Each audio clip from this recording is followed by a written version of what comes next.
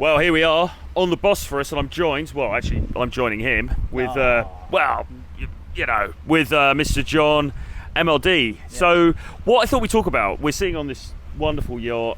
It's a beautiful day here in Istanbul, in Turkey, and we're passing by some minimum $10 million houses here. So what I thought would be interesting to have a quick chat about was status, really, and status in regard to game, because it has been said, well, actually, I think it was actually Rouge said that in the future guys are going to need more than game to get women. They're going to also need fame as well.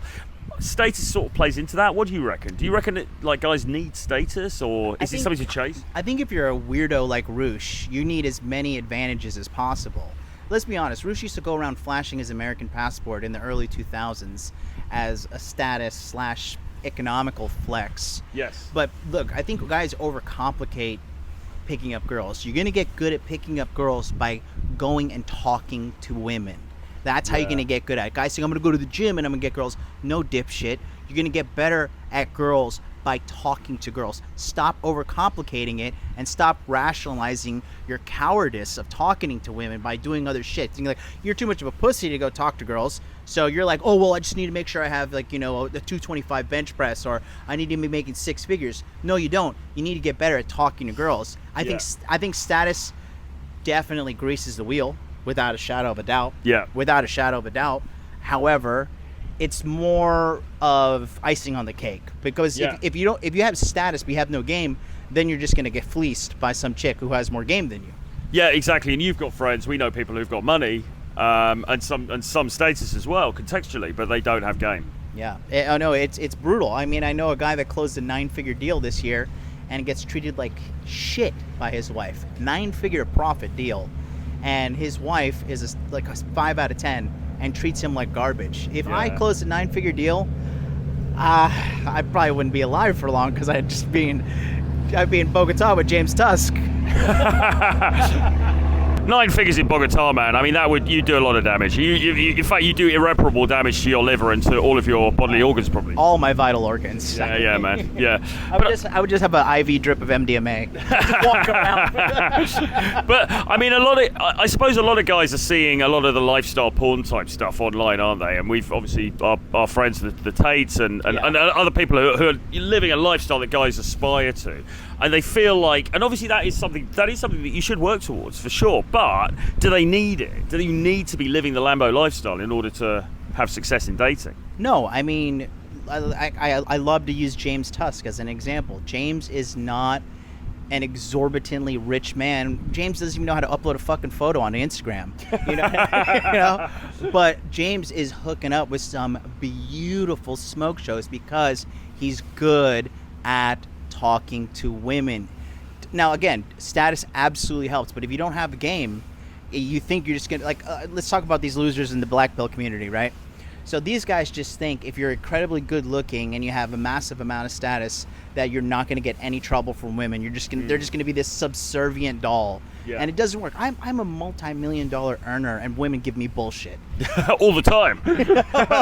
That's just the nature of the game. So, I mean, again, status, it absolutely helps grease the wheel, but should not be solely dependent on that getting girls. Because look, the bottom, I'm sure you've been doing this for many years. I've been doing this for many years. The majority of these dudes are just afraid to talk to girls. Certainly, yeah. The people who've got money. I mean, it's stupid, because even like you talk about the black pill. I mean, we get guys who are good looking. We get decent looking guys who are jacked and quite well dressed and all the rest of it, and they're still hopeless. Yeah. I think what surprises me more than anything, I don't know if you get this as well, and I'm not like slating anybody who's watching this, but some guys, not only are they're not good with talking to women, they're not good at game, but they don't even seem to have a conception of what a good man to woman interaction should even look like. Yeah. You know, it's like they're living on a different planet in a way. I mean, the backbone of their understanding of a male to female relationships is what happens on the Fresh and Fit podcast. Well, yes. Indeed, some beautiful ladies on that pod. More red flags than Istanbul.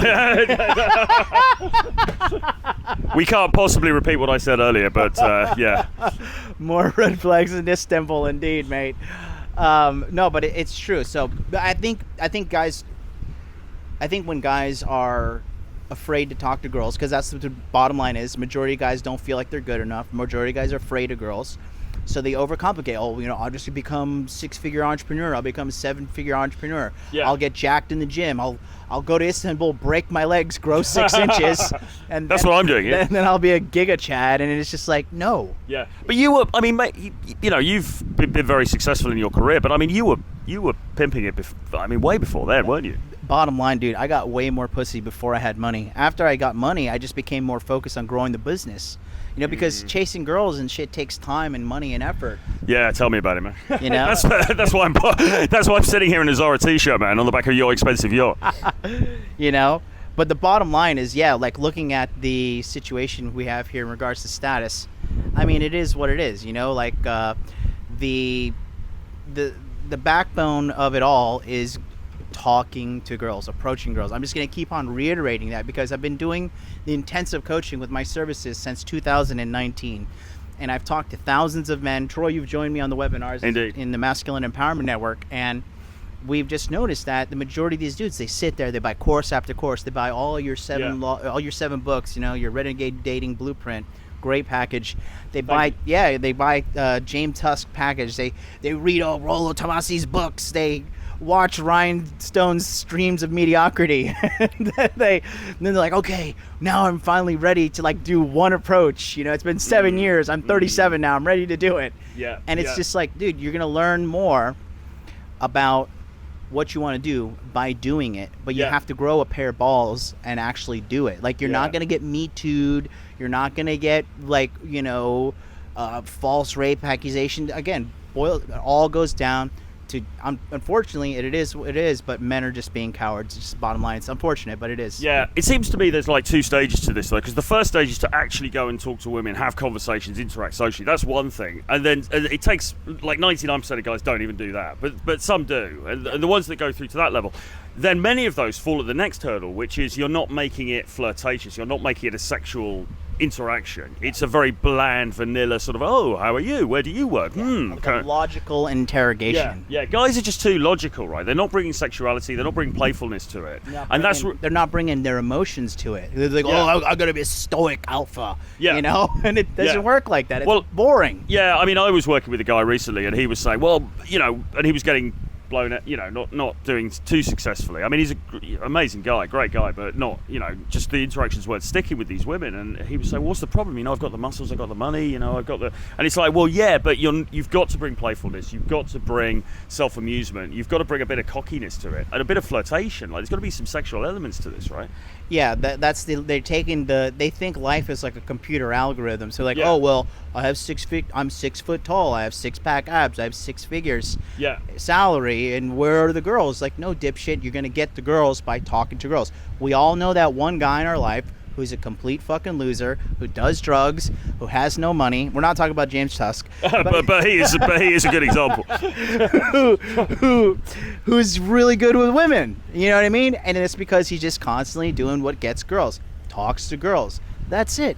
Yeah, but talking in the right way as well, bringing that, to use a better for want of a better phrase, bring that edge to it, right? Because you've got to bring that sort of like bit of a frisson to the party. You can't just be this vanilla chode.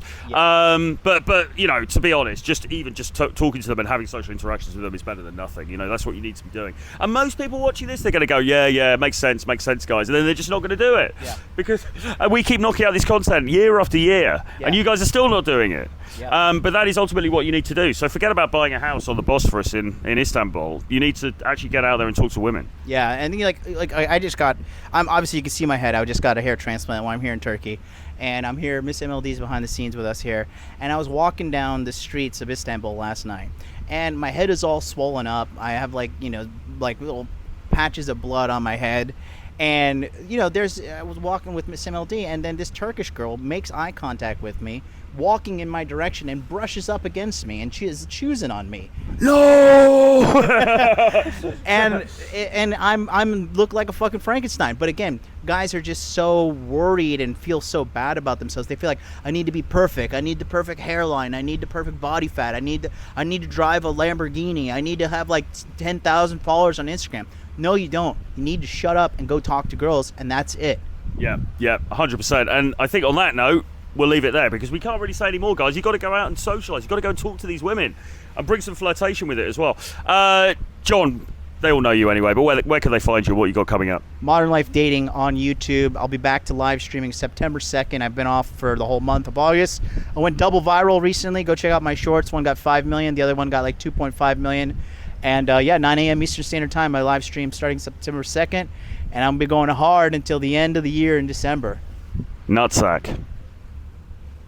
Subscribe to the channel. I mean, that's enough from us, guys. Hit subscribe below, put a comment, give me a like, give me a dislike, whatever you want to do. It all helps the algorithm, and we will see you again very soon. Signing out from Istanbul, Turkey, the Bosphorus. Yeah!